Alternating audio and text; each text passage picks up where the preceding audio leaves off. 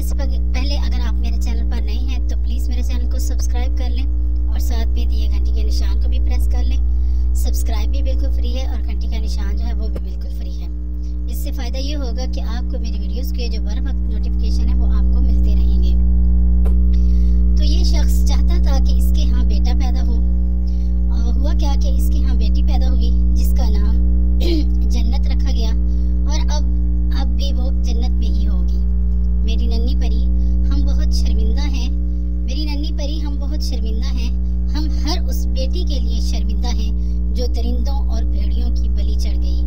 7 दिन की ये बच्ची जिस तकलीफ से गुजरी है, मेरे तो रोंगटे खड़े हो जाते हैं जब इस तरफ ख्याल जाता है। इसकी माँ पर क्या गुजरी होगी या यूं कहूं कि क्या गुजर रही होगी। जरा से पता चला है कि ये शख्स 9 बजे के करीब आता है और इसके हाथ में पिस्तौल होता है और ये कहता है कि बच्ची कहाँ है, बच्ची कहाँ है,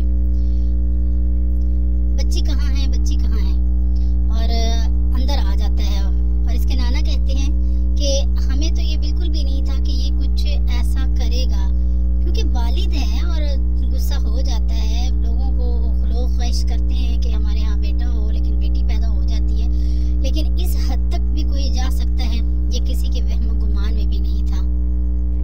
ये जालिम बाप हाथ में पिस्तौल लिए गुस्सीले अंदाज में आता है, माँ से बच्ची को पकड़ता है और जो है 5 गोलियां उसको मारता है। अस्तगफिरुल्लाह। वैसे तो 7 दिन हो गए इस बच्ची को और ये बच्ची जो थी आखिरी खेल खेल रही थी माँ की गोद में। बहुत ही दुख होता है। अच्छा, मैं आपको बताती चलूं कि जब हॉस्पिटल में बच्ची पैदा हुई थी तो इस शख्स ने वहीं पे ही उसे पटक दिया और वहां से चला गया और 7 दिन इस मामले को गुजर गए। नाना का कहना था कि वो बेटी मेरी काफी परेशान रहती थी कि पता नहीं क्या रिएक्शन होगा, बेटी पैदा हुई है, लेकिन उसने बताया कुछ नहीं। खैर, अब ये शख्स आता है और आने के बाद जब ये मामला होता है तो सारे लोग, किसी के वहमो गुमान में भी नहीं होता कि ये ऐसा करेगा। ये शख्स आता है, देखता है कि बच्ची माँ की गोद में है। जन्नत आखिरी वक्त माँ के साथ थी और किसी को भी पता ना था कि माँ और बेटी की आखिरी मुलाकात है। इस जालिम बाप ने बच्ची को माँ से छीना और एक के बाद दीगरे 5 गोलियां मार दी। जब सब हैरान और सच हक्के बक्के हो गए कि हुआ क्या है। आपको पता है कि जब ऐसा मामला होता है तो एक दफा जहन इंसान का वो हो जाता है कि यूं कहें कि सत्ते में चला जाता है कि हुआ क्या है। 5 गोलियां जब बच्ची को दाईं तरफ लगी तो वो मासूम कली तो वहीं पर ढेर हो गई। जालिम बाप ने बच्ची को फेंक दिया। बच्ची के नाना ने बच्ची को जब उठाया तो उसके हाथ सुर्ख हो गया और जब उसने उठाया तो उसके कपड़े भी खराब हो गए।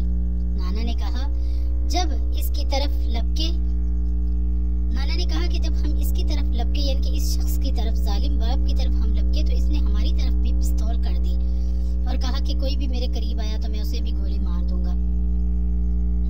और उसके पास वो ज्यादा गोलियों वाली जो पिस्टल थी और उसके ऊपर शैतान सवार था और शैतान तो खुश हो रहा होगा उसको इस स्टेज पर पहुंचा के, क्योंकि ये इंसान तो नहीं है, शैतान का ही रूप था। खैर, ये कहकर वो जालिम शख्स जो बाप है वो वहां से भाग जाता है और ये जो मुकदमा दर्ज करवाया था ये इसके चचा हदायतुल्लाह ने दर्ज करवाया। जन्नत के नाना ने कहा जो भी हो जाए हम इसे माफ नहीं करेंगे। नाजरीन, दिल खराश और दिल दहला देने वाले वाकयात हमने सुने हैं, सुनते रहते हैं अक्सर, मगर दिल खराश वाकया कि 7 दिन की बच्ची को 5 गोलियों से सगे बाप ने ही मार दी। ये वो शख्स है जिसे देखकर शैतान बहुत खुश हुआ होगा। मैं आपको यहाँ ये भी बताती चलूं कि इमरान कबूल जो कि एक बहुत बड़े सहाफ़ी हैं, उन्होंने ये वाकया के बाद इनकी फैमिली के बारे में जो कहा है, उन्होंने कहा कि ये जो इमरान कबूल हैं ये बहुत बड़े सहाफ़ी हैं और इन्होंने ये दावा किया है कि ये वाकया इनके ख़ानदान में पहला वाकया नहीं है और ये छोटी बात नहीं है। मतलब उनका कहना था कि इनके ख़ानदान में पहले भी इस तरह के जो वाकयात हैं वो होते रहते हैं। नाज़रीन, अच्छा खासा दिखने वाला ये लड़का और बहुत पढ़ा लिखा भी था, फिर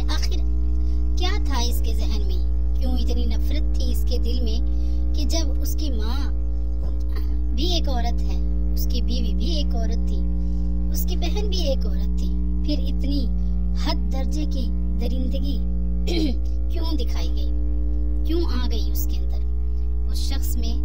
آخر میں آپ کو بتاتی چلوں کہ جب اس طرح کے واقعات ہوتے ہیں تو اس خاندان جو ہوتے ہیں وہ آپس میں اکثر صلح کر لیتے ہیں، پر اس کے نانا نے کہا ہے کہ ہم اس کو کبھی معاف نہیں کریں گے، ہم اس کو کبھی معاف نہیں کریں گے، چاہے جو بھی ہو جائے۔ یہاں پر میں یہ بھی کہنا چاہوں گی کہ آخر عورت مارچ کے دن ہی یہ واقعہ کیوں ہوا؟ یہ بھی ایک بڑا سوال ہے اور اس پر بھی جو ہے نا وہ کڑی تفتیش کی جائے گی۔ کیا یہ ایک سازش تھی؟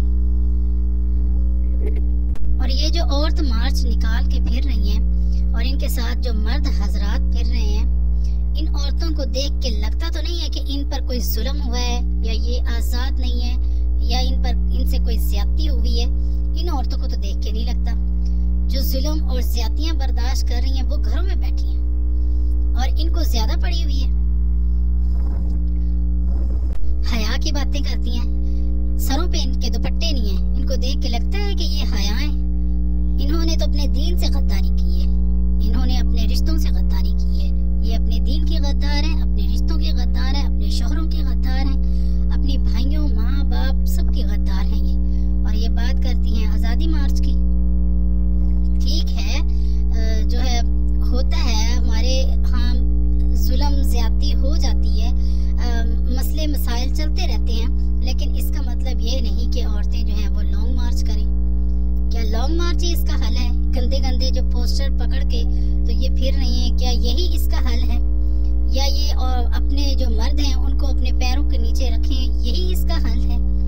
یہ کیا چاہتی ہیں؟ یہ جو ہے نا کس طور کی بات کر رہی ہیں؟